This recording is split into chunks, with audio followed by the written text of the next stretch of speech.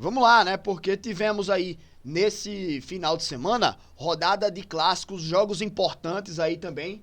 E vamos debater um pouco sobre os jogos que rolaram nesse sábado e domingo, né? E ontem também teve jogo, então vamos lá. Fortaleza e Criciúma, né? O Fortaleza venceu aí mais uma. Ó o Fortaleza onde tá, hein? Segundo colocado no campeonato, o time do Fortaleza. Ultrapassou o Flamengo, né? Que tropeçou aí na rodada. Então, pô, voando a equipe do Fortaleza. E tem um jogo a menos do que o líder Botafogo. Então, em tese, Fortaleza pode até estar à frente do Botafogo, né, velho? Né, se conseguisse concretizar aí essa vantagem. Então, inclusive a gente vem aqui para o percentual de aproveitamento, o do Fortaleza vem maior do que o do Botafogo, né? 66% de aproveitamento, o Botafogo 65%, então vem bem demais aí a equipe do Fortaleza, principalmente nessa fase que tá, né?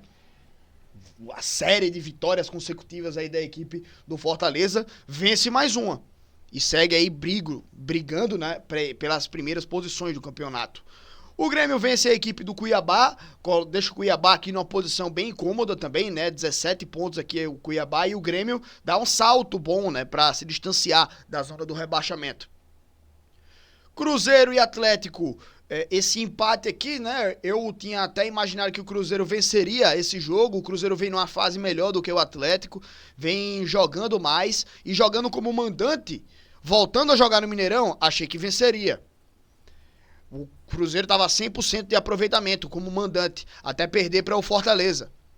E aí agora, nesse clássico, tropeça também, né? Não sei se pode chamar tropeço, clássico é clássico e vice-versa, né, bicho? Mas enfim, Cruzeiro empata aqui com o Atlético Mineiro. E no outro clássico tivemos aí o Vasco vencendo a equipe do Fluminense. O Fluminense vinha numa crescente boa, né? Tava péssimo na tabela, mas começou a dar uma arrancada, mas aí também, né, esbarra em uma certa limitação. O Fluminense tem um bom time, mas esse ano vem sendo um ano bem mais difícil para o Fluminense, né, do que do ano passado. E aí o Vasco vencendo aí, né? O Vasco tá numa posição bem melhor do que a do Fluminense, né, na tabela, e já garante até uma melhoria. De certa forma, se o Fluminense vence esse clássico, iria para 23 pontos e o Vasco ia estacionar em 24. Mas agora o Vasco dá uma disparada grande aí, né? Vai para 27. O Vasco teve um gol que era para anular. Pô, eu não vi, cara. Eu não assisti ao jogo, né? Não assisti nesse sábado. Sábado, pô, véspera aí do Dia dos Pais, né? Aí foi o que, velho? Que eu tava fazendo no sábado, que eu acabei não vendo esses jogos. Pô, teve o almoço do Dia dos Pais. Depois. A Lara saiu com a irmã dela, foi no shopping. Me deu até uma camisa de presente de Dia dos Pais. Ganhei. Aí depois elas vieram pra cá, tiraram os pontos da Sol. Que a Sol tava com os pontinhos da castração dela ainda, né? A gente tirou agora há pouco. Mas enfim, não acompanhei esses jogos aí do sábado, não. Era pra ter acompanhado. Mas enfim. Corinthians 1, Bragantino 1, Sol. Desça daí. Desça, sai da... Eu vou pegar você.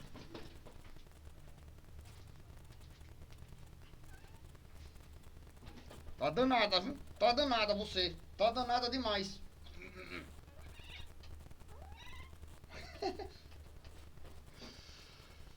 Juventude 3, Botafogo 2. Esse jogo aí eu acompanhei, né, o segundo tempo lá na casa do meu sogro, né, Dia dos Pais, tudo. Aí a gente ainda saiu pra encontrar o meu sogro, né, que aí a minha esposa quis ir lá passar um tempinho, eu também, né, aí a gente foi lá, tava vendo esse jogo aí, tomando uma cervejinha.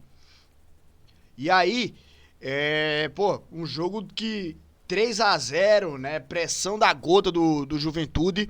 E o Botafogo fez esses 2 gols aí no segundo tempo, né? E eu até falei, pô, se continuar desse jeito, nessa pressão, o Botafogo empata esse jogo. Ô, Sol, desça daí! Passa. Essa gata maluca fica pulando na tela aqui, velho, da janela. Fica se pendurando na tela, capaz de arrancar, rasgar. E aí, assim, velho, foi um jogo que o Botafogo quase empata, né? O Juventude conseguiu segurar ali, né, no finalzinho, mas foi um jogo que foi emocionante.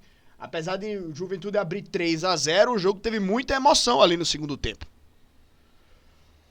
E aqui, Bavi, né? Que resultado aí para a equipe do Bahia. Volta a vencer, volta a triunfar aí, principalmente como mandante, né? Num clássico. Já tinha garantido aí a sua classificação na Copa do Brasil contra o líder do Campeonato Brasileiro, que era o Botafogo. E agora volta a vencer no Campeonato Brasileiro. O Bahia faz 2-0 aí, né? Num clássico ainda mais. E aí é pra empolgar de vez, né, para voltar a conquistar bons resultados esse jogo aí do Bahia, né? 35 pontos, estaria com 32, estaria bastante distante, né? Mas voltando aqui a triunfar, 35 pontos, tá a 3 do G4, tá a 1 do G6. Então, sonhar não custa, né? O Bahia pode, voltando a vencer aí, subir mais na tabela e voltar a ocupar essas primeiras posições aqui numa briga por uma vaguinha na Libertadores. Flamengo e Palmeiras, 1-1. Porra, eu tinha feito umas apostinhas, né, velho? Eu tinha colocado Bahia, Flamengo e São Paulo nesse domingo. Aí o Palmeiras empatou com o Flamengo. Tava ganhando o Flamengo, né? Palmeiras conseguiu um empate. Eu não tava vendo esse jogo, eu tava vendo o Bavi. Mas tava na concentração para o jogo do CSA, sabe? Tava vendo esperando mais o jogo do CSA, que foi de 7 horas, né? Ganhamos. Presente de Dia dos Pais ganhei também, né? O primeiro. Enfim. Esse jogo aqui tira pontos dos dois, né? O Palmeiras perde a oportunidade de se aproximar do líder Botafogo e o Flamengo perde, inclusive, a vice-liderança, né? Fortaleza ultrapassou o Flamengo e hoje é o vice-líder do campeonato.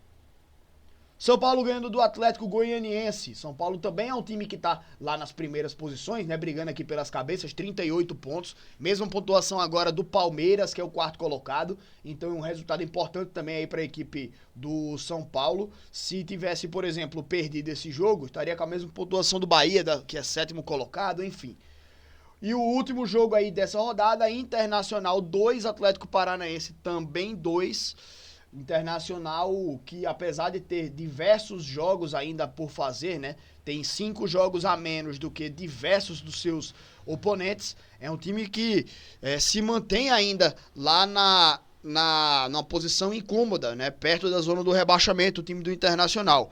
E isso pode até atrapalhar um pouco a equipe do Inter, porque o cara, quando olha a tabela, ele vê isso aqui, vê a pontuação, vê a posição do time na tabela, a proximidade no Z4. Ninguém vai olhar e vai dizer, ah não, pô, faltam 5 jogos. Alguém pode até pensar dessa forma, né? Olhar e dizer, pô, não, tem 5 jogos a menos, dá pra se salvar. Mas quanto mais essa posição aqui vai se arrastando ao longo do campeonato, isso daí vai causando um desconforto, porque você tá distante de outros adversários lá da frente, da briga lá pelo topo da tabela, e isso pode atrapalhar um pouco das pretensões, pode atrapalhar um pouco aí do sonho, por exemplo, do Internacional de estar aí numa briga pela Libertadores, por exemplo, sabe?